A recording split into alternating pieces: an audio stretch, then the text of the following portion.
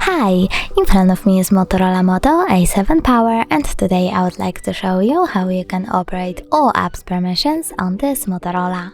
Firstly, open Settings. Now you need to scroll down, choose Apps and Notifications, click on Advanced and choose Permission Manager. Then pick one of the options, like Location, and select an app. I will go with Phone. Then choose one of the options, Allow all the time, Allow only while using the app, or Deny.